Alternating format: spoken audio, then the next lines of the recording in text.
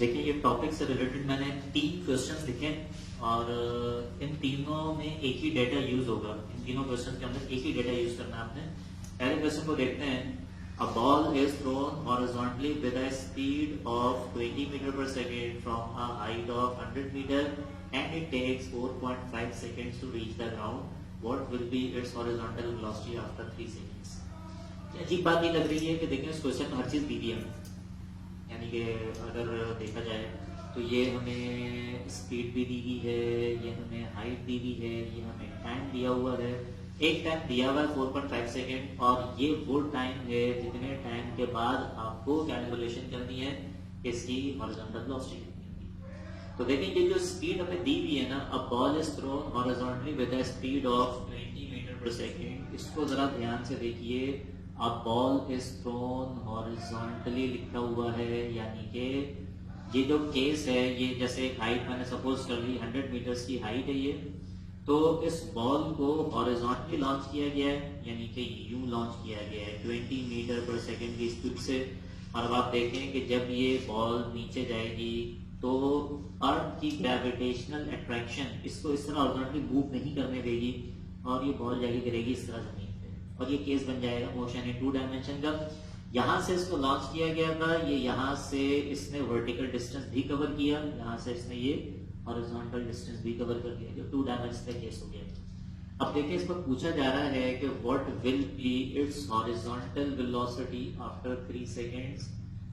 ये चीज आप जब कैलकुलेट करने जाएंगे, देखिए आपको जो चीज दी गई है ना, ये लिखा हुआ है ball is thrown horizontally with a speed of 20 metre per second. ये जो आपको स्पीड दी थी है ना, इनिशियल स्पीड, ये अलोंग एक्स एक्सिस है। Initial speed along x axis का ये केस है। तो v नॉट x हमें यहाँ पर दिया हुआ है 20 मीटर पर सेकेंड और डेटा में आपको ये भी मेंशन कर दिया गया कि ऐसे 4.5 सेकेंड लगे। तो मैं यहाँ पे कुछ वैल्यूज लिख देता हूँ। देखें जैसे ये हो जाएगा 1 सेकेंड, ये आ जाएगा 2 सेकेंड, ये हो जाएगा 3 सेकेंड, ये हो जाएगा 4 सेकेंड और ये ग्राउंड पे पहुंच गई बॉडी 4.5 सेकेंड्स के अंदर। इस पूरे 4.5 सेकंड के दौरान जब गौर करें तो ये बॉडी अपने इस इनिशियल पॉइंट से यहाँ भी जा रही है, अपने इनिशियल पॉइंट से यहाँ भी आ रही है, दोनों तरफ इसने मूव किया। तो हर पॉइंट के ऊपर जो इसकी हॉरिजॉन्टल वेलोसिटी है ये कांस्टेंट है, इसमें कोई चेंजिंग नहीं आएगी। तो जो स्पीड इसकी इनिशियल थी अलोंग एक्स एक्सिस यानी कि 20 मीटर पर सेकंड, वही स्पीड इसकी after 3 second 20 metre per second ही रहेगी। हॉरिजॉन्टल स्पीड में कभी वो चेंज नहीं आता। इसमें तो चेंज आ रहा है इसका, वो इधर आ रहा होगा। जैसे ये हॉरिजॉन्टल, ये वर्टिकल स्पीड है, ये 0 है इनिशियली, 1 सेकंड का इधर चेंज आएगा। ये जो नीचे गिरने की जो इसकी स्पीड है यहाँ पर इसमें चेंजिंग आ रही है, तो इस तरफ जाने की स्पीड है, इधर कोई चेंजिंग नहीं आ रही है।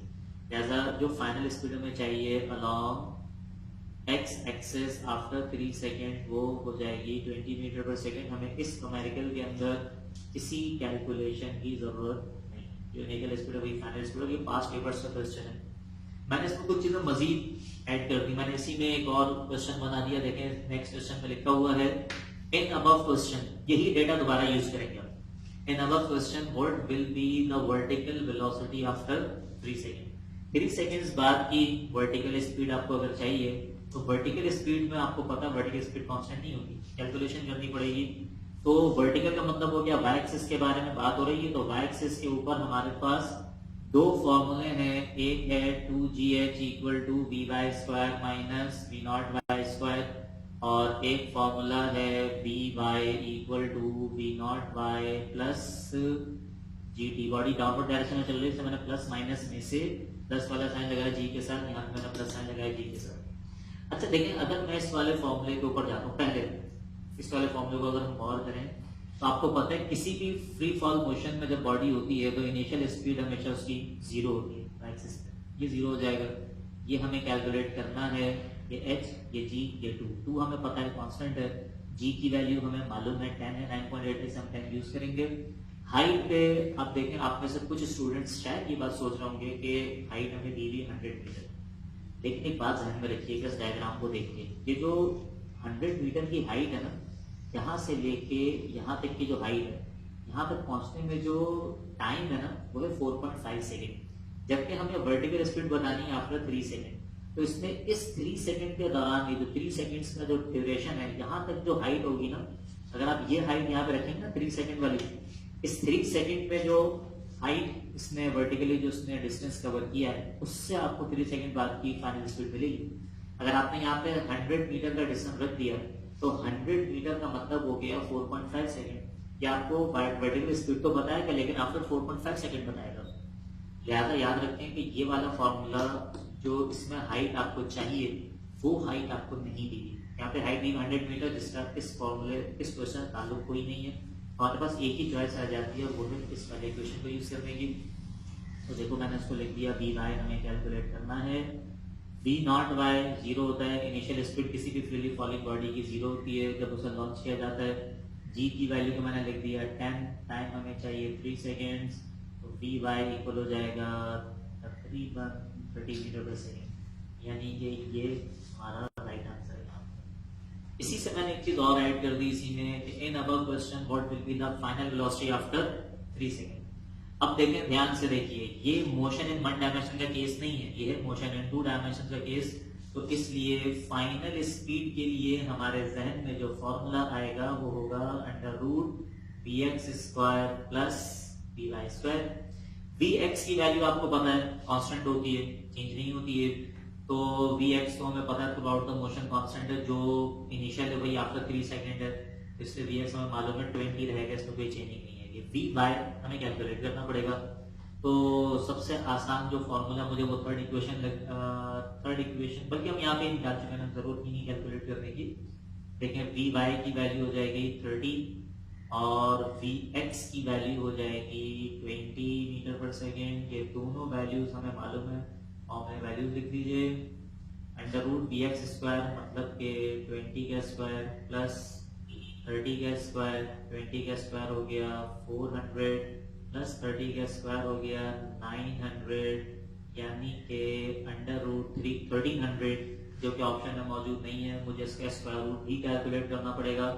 आप सबको जब भी मैंने रेगुलर क्लासेस के अंदर स्क्वायर रूट की कैलकुलेशन बताई तो मैंने हमेशा एक ही बात बोली है कि 2 स्टेप्स में आप किसी भी नंबर का स्क्वायर रूट कैलकुलेट कर सकते हैं। पहले नंबर पे आपने कन्वर्ट करना है नंबर को एक्सपोनेंट में, लेकिन एक्सपोनेंट की पावर इवन नंबर होनी चाहिए।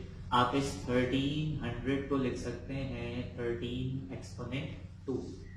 अच्छा जी, उसके बाद हाँ एक बात फिर मैं रिपीट भी कर दूं, 2 मैंने ऐसे नंबर्स का भी आपको शुरू से कहा हुआ है कि रूट 3 की वैल्यू को आप याद रखेंगे 1.73 होती है और रूट 2 की वैल्यू को आप याद रखेंगे 1.41 होती है। ये 2 वैल्यूज आप याद रखेंगे।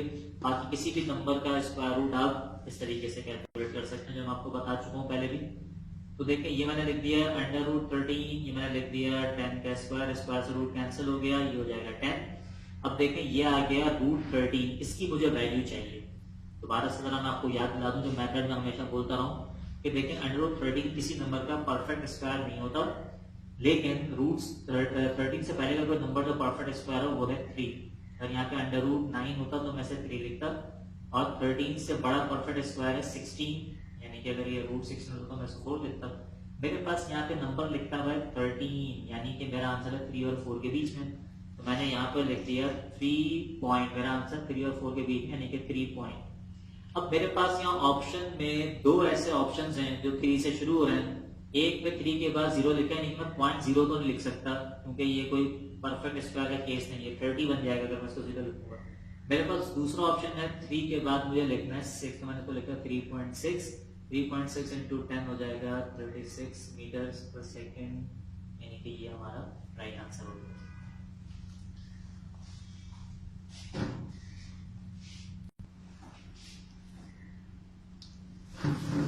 देखें ये पास्ट पेपर से रिलेटेड 2 और क्वेश्चंस हैं। इस क्वेश्चन में देखें लिखा हुआ है a ball is thrown horizontally with a speed of 21 metre per second from a height of 10 metre with what velocity will it strike the ground. देखिए यहाँ पर ये नहीं लिखा हुआ with what horizontal velocity will it strike the ground या with what vertical velocity will it strike the ground, सब लिखा हुआ विद व्हाट वेलोसिटी, यानी कि बात हो रही है फाइनल वेलोसिटी के बारे में।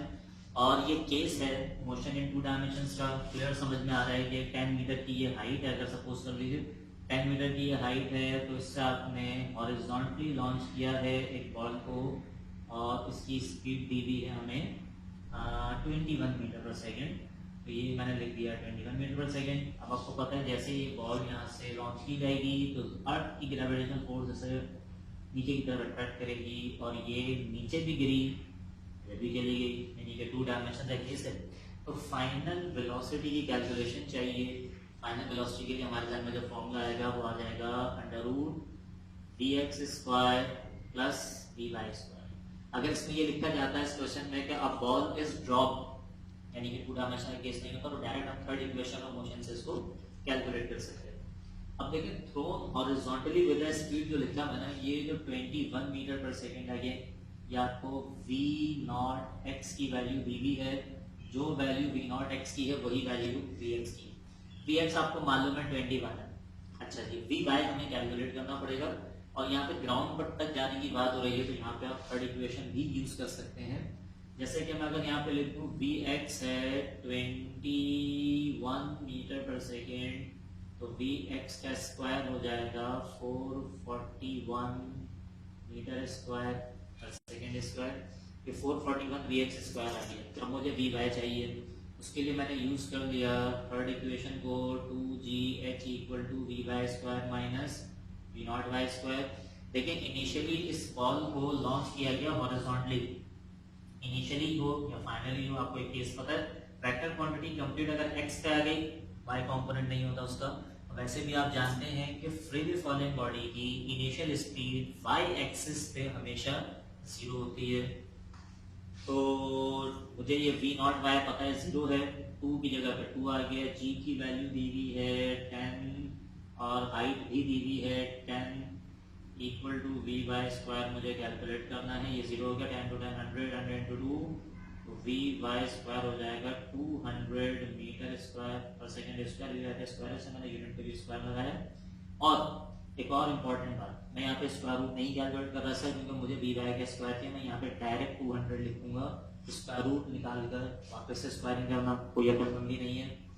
तो v इक्वल टू √vx² को आपने लिख दिया 441 प्लस 200, यानी कि ये बन जाएगा 641।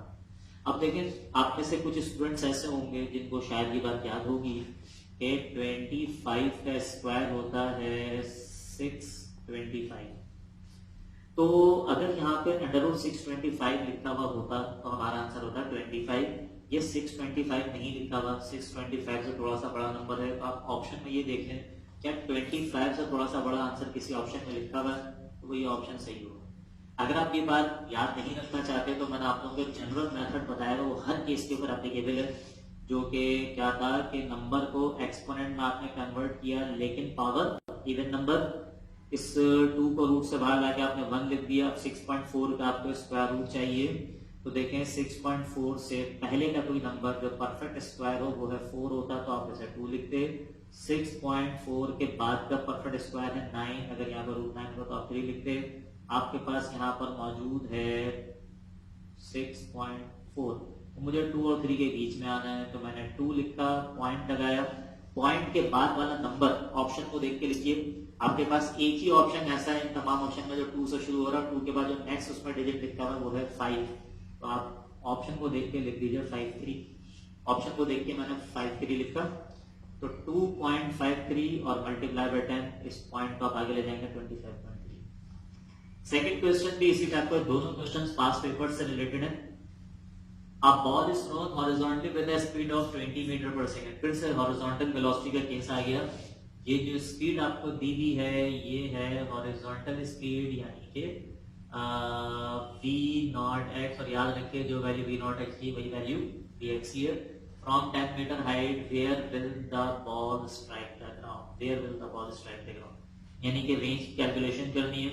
आपको पता है रेंज की कैलकुलेशन में हमारे पास कोई फरमाइशी प्रोग्राम नहीं है, एक ही फॉर्मूला है v0x की। एक्स एक्सिस पर एक ही इक्वेशन आपके पास साफ पैराबोला के लिए। v0x की वैल्यू आपको पता है 20 है। टाइम आपको यहाँ पर नहीं पता, टाइम आप कैलकुलेट कर लीजिए। तो हाइट दी भी है और टाइम की कैलकुलेशन, बल्कि ये कैलकुलेशन हमने भी यहाँ पर टाइम की हमने बल्कि कैलकुलेशन नहीं, 12 चलिए कैलकुलेशन करते हैं टाइम के लिए। पहले h equal to v0 by t plus half dt square, और नीचे आगे से मैंने प्लस साइन यूज किया, h है 10, v नॉट बाय 0 है, इनिशियल स्पीड 0 होती है, जब बॉल को हॉरिजॉन्टली लॉन्च किया जाएगा। t आपको कैलकुलेट करना है 10 डिवाइड बाय 2 और मल्टीप्लाई बाय टी का स्क्वायर, ये 0 हो जाएगा, मल्टीप्लाई करके लिखने की जरूरत नहीं है।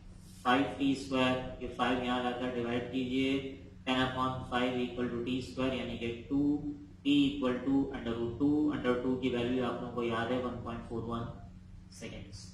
अब आ जाइए उसको लेके यहाँ पे, तो रेंज इक्वल हो जाएगी v नॉट x की जगह मैंने लिख दिया 20 और टाइम आ गया 1.41। अच्छा जी, कैलकुलेशन के हवाले से एक और बात याद रखिए, ये डेसिमल आप में से बहुत सारे स्टूडेंट्स इस पर कंफ्यूज होते हैं कि कैलकुलेशन में डेसिमल कैसे कैलकुलेट किया जाए। मैं आपको उसका भी इलाज हमेशा बताता हूँ। आप एक्सपोनेंट में कन्वर्ट करते हैं, इसे लिखते हैं 141 मल्टीप्लाई एक्सपोनेंट -2।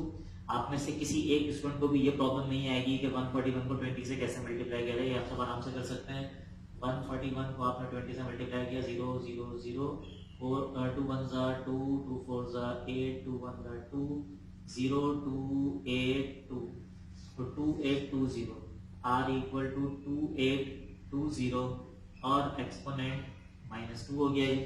आप इस एक्सपोनेंट को अगर खत्म करना चाहते हैं, क्योंकि हमारे पास ऑप्शन में कोई एक्सपोनेंट मौजूद नहीं है, तो 2 बार डेसिमल को लेफ्ट ले जाइए 1 2, यानी कि 28.2 मीटर।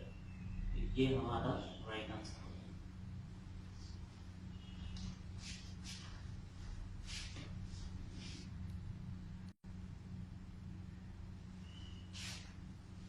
देखिए ये दो मजीद न्यूमेरिकल्स हैं।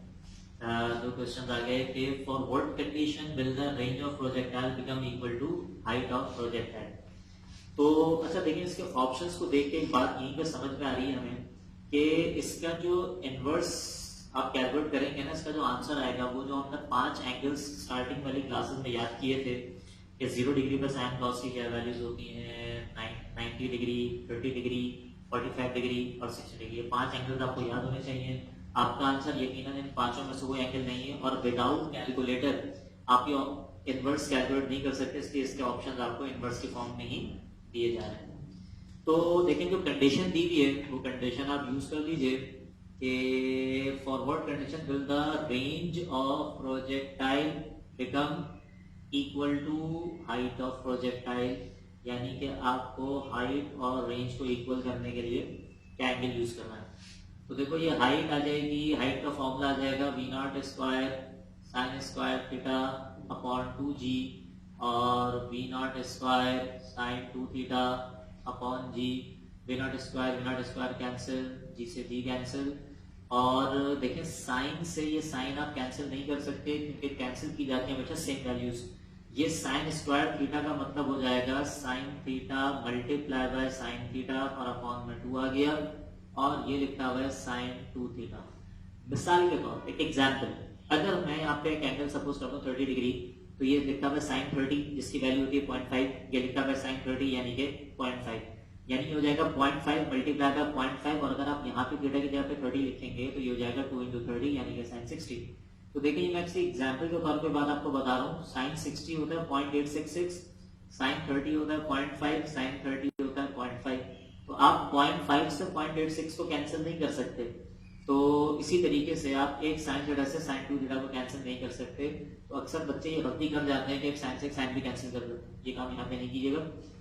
इसको आपको और किसी तरीके से सॉल्व करना पड़ेगा। अगर यहाँ पे साइन थीटा तो यहाँ पे भी साइन थीटा होना जरूरी है। आपको याद दिला देता हूँ कि हमने अभी एक चीज पढ़ी थी कि साइन 2 थीटा इक्वल होता है 2 साइन थीटा कॉस थीटा के। मैंने लिख दिया 2 साइन थीटा कॉस थीटा के। तो देखें एक साइन से एक साइन कैंसिल, कॉस को ले आइए नीचे, sine theta divide by cos theta, 2 वहां जाके 2 से मल्टीप्लाई होगा, ये बन गया 4। साइन अपॉन कॉस होता है tan थीटा इक्वल टू 4 और theta equal to tan inverse 4। इत्तेफाक है कि मुझे इसका आंसर याद है, तो मैं आपको बता रहा हूँ tan इनवर्स 4 होता है 75.9 यानी तकरीबन 76 डिग्री। 76 डिग्री अप्रोक्सीमेट में एंगल होता है जिस पर किसी भी प्रोजेक्टाइल की रेंज उसकी हाइट के इक्वल हो जाती है, यानी कि ये हमारा सही आंसर हुआ। अच्छा जी, उसके बाद आ जाए एक और दूसरा क्वेश्चन है कि for what condition range of projectile become half of its maximum range. किसी प्रोजेक्टाइल को कितने एंगल पर लॉन्च करें कि उसकी रेंज उसकी मैक्सिमम रेंज का हाफ हो जाए। तो जो कंडीशन आपको बताई गई उसे फॉर्मूले में लिख लीजिए कि रेंज इक्वल चाहिए मैक्सिमम रेंज का डिवाइड बाय 2। तो रेंज का फॉर्मूला है V naught square sine 2 theta upon G, maximum range V naught square upon G और अपॉन में लिखा है 2। V naught square cancel, G से G cancel, sine 2 theta equal हो जाएगा 1 अपॉन 2 थीटा इक्वल हो जाएगा साइन इनवर्स 1 अपॉन 2 का मतलब हो गया 0.5।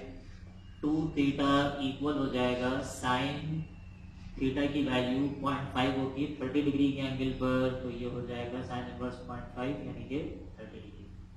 2 को दूसरी तरफ जाके डिवाइड करिए तो theta equal to 15 degree. Options को देखें तो 75 डिग्री का ऑप्शन है, 30 डिग्री का ऑप्शन है, 60 डिग्री का ऑप्शन है और एक नॉन ऑफ दीज। इस टाइप की जो क्वेश्चन मैंने लिखे हैं ना, ये भी पास पेपर से क्वेश्चन है और इसमें अक्सर स्टूडेंट ये गलती करते हैं। देखा कि हमारा आंसर आया 15 डिग्री, यहाँ पे देखा नॉन ऑफ ऑप्शन 15 नहीं है, नॉन ऑफ दीज, इसको आपने टिक कर दिया। एक बात का ध्यान रखिएगा, जब भी रेंज के बारे में कोई बात होगी तो आपको ध्यान में 2 एंगल्स होने चाहिए।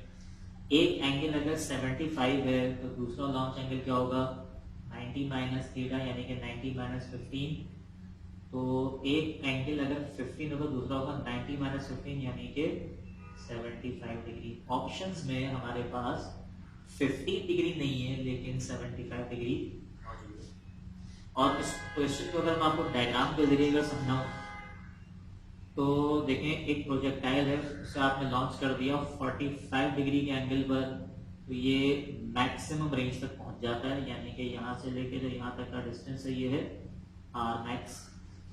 आपने इस प्रोजेक्टाइल को अगर 15 डिग्री के एंगल पर लॉन्च किया तो ये प्रोजेक्टाइल कुछ इस तरह से जाएगा और ये 15 डिग्री पे पहुंच जाएगा। ये आर मैक्स का हाफ हो गया, आर मैक्स डिवाइड बाय 2 हो गया यहाँ पर। अगर आप इसी प्रोजेक्टाइल को 75 डिग्री के एंगल पर लॉन्च करेंगे तो ये इस तरह से आएगा और यहीं पे आएगा। तो हमारे आंसर की जो कैलकुलेशन की हमने उसमें हमारा आंसर आया ये यानी कि 15। ये ऑप्शन में मौजूद नहीं है लेकिन ये वाला आंसर ऑप्शन में मौजूद है, तो हमारा आंसर है इसमें 75 डिग्री। तो रेंज के लिए बहुत ध्यान रखिएगा। अच्छा एक बात और, अक्सर स्टूडेंट ये बात भी सोच रहे होंगे शायद कि ये 90 माइनस थीटा वाला काम हमने यहाँ पर क्यों, जैसे 76 था तो मुझे ये भी कहना चाहिए था कि 90 माइनस 76 भी रेंज ऑफ हाइट को इक्वल करने के काम आएगा। तो एक बात याद रखिए कि जो 90 माइनस थीटा वाली कहानी है 2 एंगल्स वाली, ये सिर्फ रेंज के ऊपर अप्लाई होती है, हाइट पर अप्लाई नहीं होती। यहाँ पर देखें हमने हाइट और रेंज को इक्वेट किया था, इस वजह से यहाँ पर ये वाली कंडीशन आप नहीं अप्लाई करेंगे। यहाँ पे भी आप 2 लॉन्च एंगल सपोज कंसिडर करेंगे। यहाँ पर देखें लेफ्ट साइड पे भी रेंज है, राइट साइड पे भी रेंज है, तो यहाँ पे रेंज वाला रूल अप्लाई होगा। 90 भी इसका 15 भी इसका आंसर हो सकता है और 75 भी आंसर हो सकता है। अगर यहाँ पर एक ऑप्शन 15 भी मैं लिख देता तो यहाँ पे लाजमी तौर पे बोथ का ऑप्शन मुझे देना पड़ता। अगर इसमें नन ऑफ दीज आंसर है तो ना 15 होना चाहिए ना 75 होना चाहिए, तो फिर इसका आंसर नन ऑफ दीज होगा। तो ये थे कुछ मामला प्रोजेक्टाइल के बारे में। अब आप लोगों ने लाजमी तौर पे अपनी जो बुक है आप लोगों की एमसीक्यूज की, उसमें सिर्फ फिलहाल प्रोजेक्टाइल मोशन वाले क्वेश्चन लाजमी तौर पे सॉल्व कर लीजिए। और बुक के अंदर आपको इस चैप्टर के दोनों टॉपिक से क्वेश्चन मिलेंगे, यानी कि सर्कुलर मोशन भी होगा उसमें और प्रोजेक्टाइल मोशन भी होगा। फिलहाल सिर्फ प्रोजेक्टाइल मोशन से रिलेटेड क्वेश्चन आप लोग सॉल्व कीजिए और जब सर्कुलर मोशन का टॉपिक हो जाएगा तो जो रिमेनिंग क्वेश्चन उनको भी देखिए। ये के कुछ मामला प्रोजेक्टाइल के बारे में।